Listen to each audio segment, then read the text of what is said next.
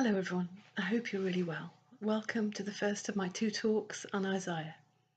Now, you've all been journeying through the book of Isaiah with Roberta, Ben and Glyn for the last week or so, and so I'm absolutely sure you know more about it than me. So, for me as well as you, here's a little recap. Isaiah's name means the Lord saves. He was married with two sons.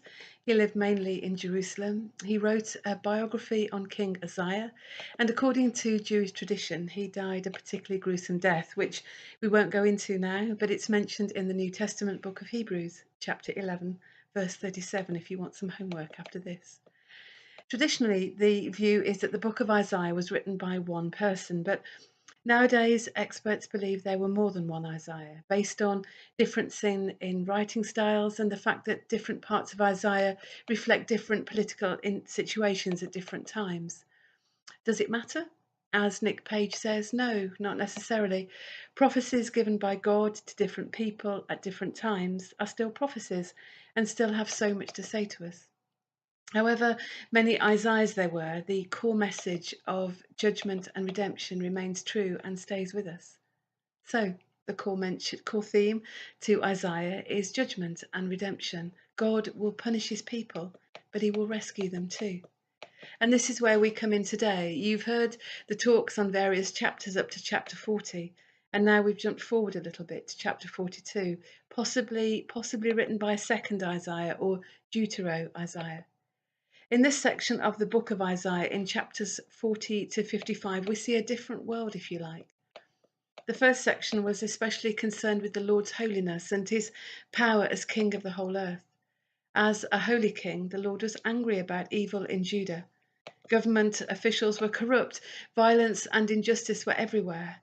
The Lord said he was going to make Assyria and Babylon punish the people of Judah and other nations, but as well, the Lord offered his people hope for the future if they turned back to him, if they trusted him to protect their nation.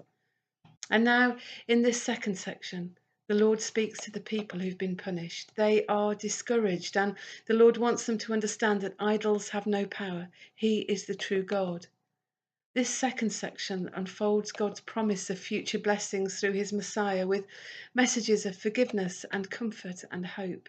Really, really important messages we all need to hear today. And it also contains, in my opinion, one of the most beautiful and comforting and hopeful verses in the entire Bible.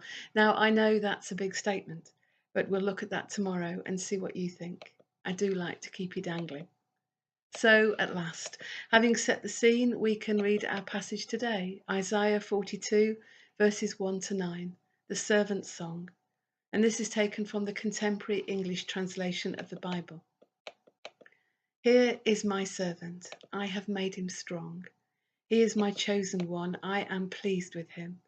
I have given him my spirit, and he will bring justice to the nations. He won't yell or shout or call out in the streets. He won't break off a bent reed or put out a dying flame, but he will make sure justice is done. He won't stop or give up until he brings justice everywhere on earth, and people in foreign lands long for his teaching. I am the Lord God. I created the heavens like an open tent above. I made the earth and everything that grows on it. I am the source of life for all who live on this earth, so listen to what I say. I chose you to bring justice, and I am here at your side. I selected and sent you to bring light and my promise of hope to the nations. You will give sight to the blind. You will set prisoners free from dark dungeons. My name is the Lord. I won't let idols or humans share my glory and praise. Everything has happened just as I said it would. Now I will announce what happens next. This is the word of the Lord. Thanks be to God. This section, this message of hope, looks forward to the coming of the Messiah. Now, Isaiah speaks more about this Messiah than any other Old Testament prophet, describing him both as a suffering servant and a sovereign Lord. Indeed, Isaiah is often called the fifth gospel, prophesying in incredible detail the coming of Jesus and describing his life and death, also speaking of the coming of the new heaven and earth when God's people are completely restored. They are beautiful, beautiful words, and if we look at the passage closely and go through it, We can see that the servant is introduced, his mission and God's delight in him. Then as we read through it, God is identified, the sender, the creator of everything. Then the servant's mission is described: justice, gentleness, fairness, bringing freedom for those who don't know God, bringing sight to the spiritually blind. And then at last it turns back to God, reminding us again exactly who he is. This passage doesn't identify the servant, and there's been a lot of argument whether the servant is an individual or whether the passage reverses to Israel as a whole. But looking at it from this side of the New Testament, the servant is unmistakably Jesus. And Jesus certainly identifies himself with this figure in the Gospel of Luke, chapter 9, verse 22, if you want more further homework. So what's the relevance for us today reading this? Well, I think it speaks both to us as an individual and as a church community. Just as it describes Jesus' mission as Christians, it describes our mission too. And what a mammoth task.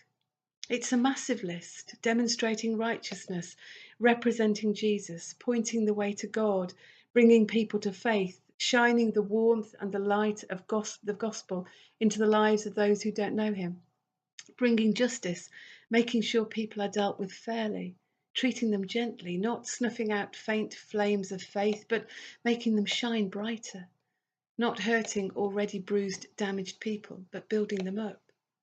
Basically, taking any and every opportunity to share in Jesus' mission of bringing people back to God whole. Absolutely impossible in our own strength.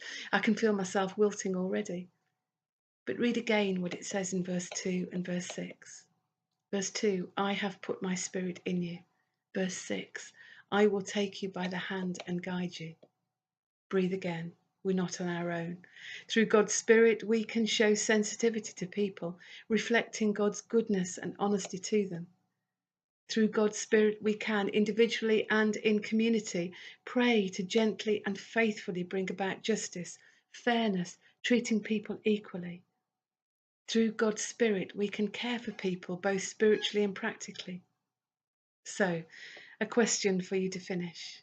Jesus had such huge compassion for the broken, the weary, the misguided. How much, with God's Spirit in us, will we echo this? God calls us at the right time, to the right place, for the right purpose. We should have and pray for open hearts and minds to hear this call, and then go forward with God right beside us to act on it. Well, that's it for today. More of the same tomorrow, but with slightly less background. And we'll be looking at Isaiah chapter 42, verse 16. God bless you. Wishing you a wonderful day.